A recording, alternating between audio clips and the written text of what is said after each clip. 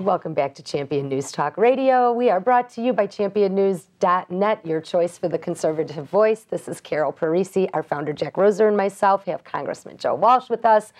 And we won't even go to what we were talking about during the break. But before the break, we were talking about this almost $17 trillion debt. Congressman Walsh, I know you would look at little children and during your campaign back in even 2010, and the moral hazard of leaving our children less better off. How do you feel about that? Well, I need to correct you because people in my profession continue to say that we have a $16 or $17 trillion debt, which just isn't true. You know that when we count our current Medicare and Social Security liabilities, unfunded liabilities, we're north of 100 Oh, trillion. yes. Oh, yes. And we're talking about two programs, especially Medicare, that will disappear in 8 years unless we reform it. The important point is, and Republicans better get this president is out to remake this country. Now, say that with a smile, say that with anger, say it however you want to say it, but we have to fight that. And if we don't recognize that, each and every day we're going to lose. I'm going to say something. I remember when he said his first term election, we are 5 days away from fundamentally transforming America. Mm-hmm. And the crowds went crazy about that. But let's remember where we were at that time. We had all this craziness with the market crashing and AIG, all this stuff that resonated with people. He never explained to us what he meant by this fundal transformation. And the sheep just went along with it because it sounded good. Well, and look at what he gave us in the first term. He gave us Obamacare. He tried to give us cap and trade. He gave us $1 trillion stimulus. And then remember, he turned to the Russian president about a year and a half ago and said, just wait till I get reelected. There'll be no restraints on me. He's out now. There's nothing holding him back. He's out now to legalize whoever he can legalize. He's out now to expand Obamacare like you wouldn't believe it. Most discouragingly, he's out, Jack, you know, because this has been your forte for years. He wants to regulate and put a thumb on small businesses in this country. He's out to remake the country where it's not the country we believe in, which is where generally you're free to live your life and take care of your family and start a business. And the government takes care of those who truly need help. And that is absolutely a noble and a righteous thing to do. That's not his vision. His vision is a government that takes care of everybody and does everything for everybody. Well, we can't afford that, Michael. That's exactly right. And our kids and our grandkids will never understand that kind of country. And that's exactly why during the first 4 years he did absolutely everything he could with all his czars to throw all kinds of regulations at business. Do you know that I believe I'm right? I read this morning that the man who founded Subway sandwiches, Jack, came out and said today there's no way he could start that business today. Isn't that sad? Because of all the regulations. I'll tell you something else. That guy that started Subway also was Entrepreneur of the Year in Illinois, as I was myself. But he was before me. It was around 1990 or so. I was the entrepreneur. I've started 4 businesses and very sensitive to what makes for growth. I've suffered through starting a business without any debt and with very little finance. See, that fundamentally is the American dream. To be able to start something, create something. It doesn't necessarily have to be your own big business, but a lot of people can, whatever.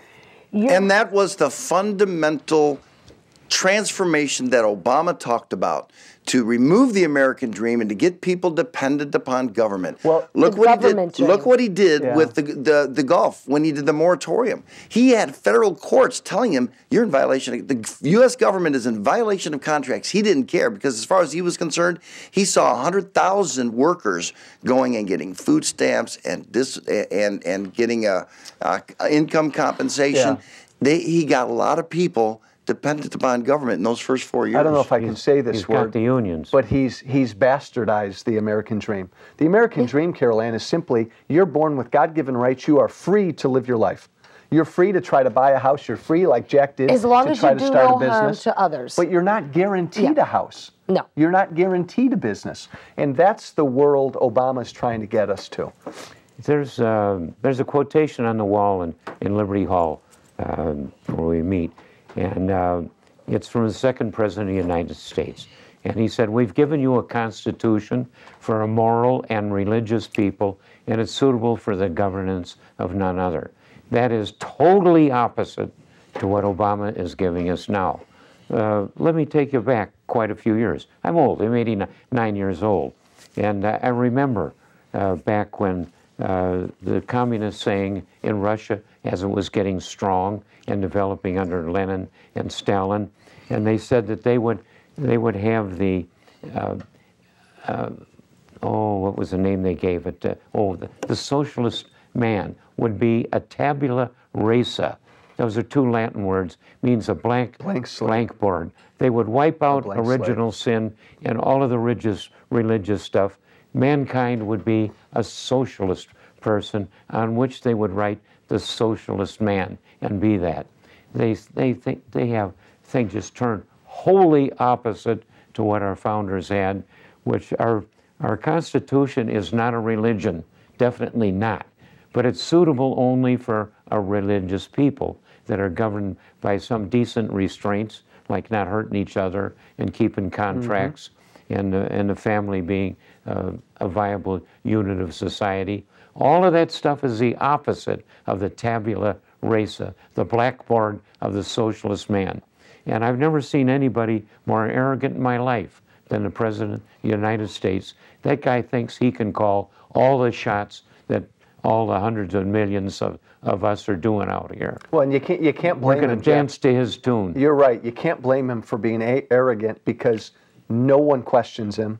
No one holds him accountable. He must think he is... Our press is absent without leave. They're in his pocket. What's interesting to us is we know who Obama is. We know what he wants to do. And there's nothing subtle about him now. What's interesting to me is how do the Republicans deal with this? How do we respond to this? Do we fight back? Do we try to cave or compromise or give in on some of our principles? There will be a civil war in the Republican Party. There is one going on in Washington. There's one going on in Illinois. And how that plays out is going to dictate what we do. Think a little bit about the young people that got fed up with running by other people's rules. You know, that's not a libertarian, that's a libertine. But the young people better sober up and think what they have brought down on themselves by thinking there's some new order. It sounds a little bit like somebody from Germany saying, hail the world's new order. They want a new order and they want things differently, and they don't think that Obama's bad for running up all these trillions of debts. Young folks, get ready to pay it, because it's out there and it's owed to somebody, and you're going to have a hell of a life paying off the debts that Obama has run up on us. Young people, better clear up your heads and get back to the American way, because the load is going to fall on you. We aren't going to be allowed to pay it now. You're right, Jack. He's made it worse, but we've got to be honest, Carol Ann. It's not just Obama that's done this. George W. Bush spent a lot of money we didn't have. Yes, he did. Republicans and Democrats for years have been doing this. He was an amateur compared to this guy. Well, I know that, but we've been doing this dance where we've been moving away from the original American dream for years. Obama is the worst and most grotesque personification of that. But Republicans well, actually, he's the best. Yes. He's not the worst. He is the personification of socialism.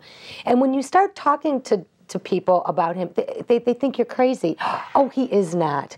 He just wants to help people. Well, you know what? There's a difference between enabling bad behavior and empowering people to do things on their own. And it's the give me a fish versus teach me a fish. But I think the big difference between Obama and a lot of our founding fathers is Obama studied Saul Alinsky. Who did, I mean, Saul Alinsky of the Divide and the Conquer. He's from Chicago, the Industrial Areas Council. He dedicated his first book to the devil. And that's a steam book with that phrase removed from it. But he's a very clever guy. And Obama, the only job he's had has been as a worker in the streets. community convincing. organizer. Well, and it's a really odd thing to say. We have a president who does not fundamentally understand freedom. That's amazing. That's Right. amazing. He thinks freedom is conferred by the government doing all your thinking for you. I wouldn't say that he doesn't understand freedom. I've been saying this for the last couple of years. I believe Obama is using the Chicago model of what the Democrats have done in Chicago.